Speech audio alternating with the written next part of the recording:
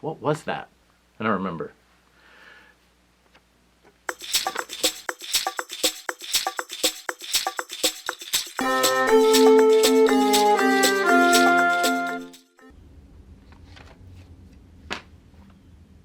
I have not been in a crowded swimming pool in a very long time.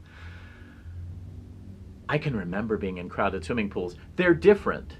Different swimming pools. Different swimming pools, when they're crowded, feel different.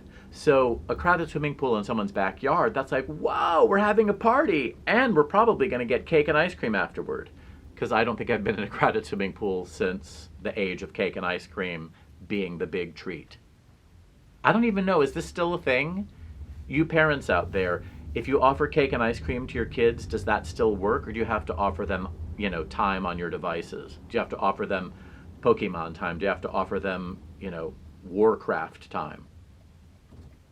Let me know, because I don't know.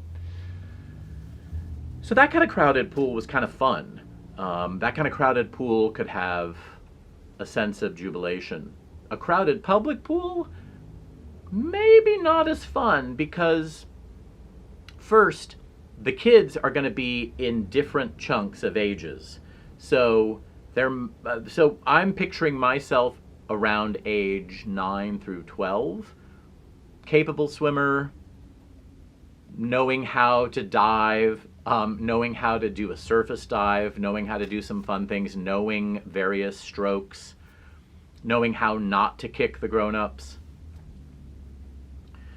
Kids under 9 are still kind of figuring it out. When they tread water, it's really berserk. Have you held a small kid who's treading water? Their legs are insane. They also don't have enough body fat to stay afloat, so they have to kick like that. That makes a crowded swimming pool difficult. And adults, like, say, the grandmother or the maiden aunt or the old uncle, swimming the Australian crawl really slowly on one side of the pool, not during adult swim time.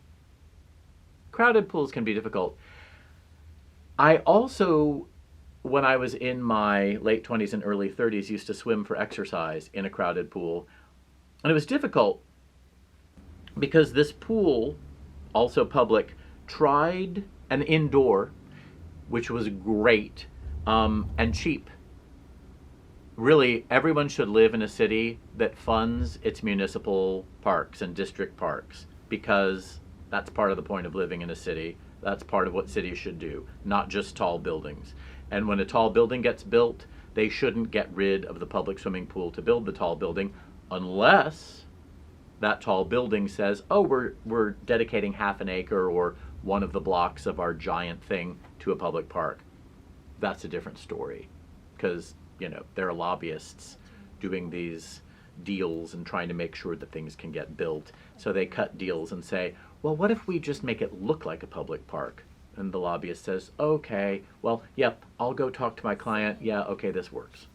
So I used to swim in a crowded pool, and they had it marked off, or suggested that the marked lanes, roped off lanes, be slow through fast.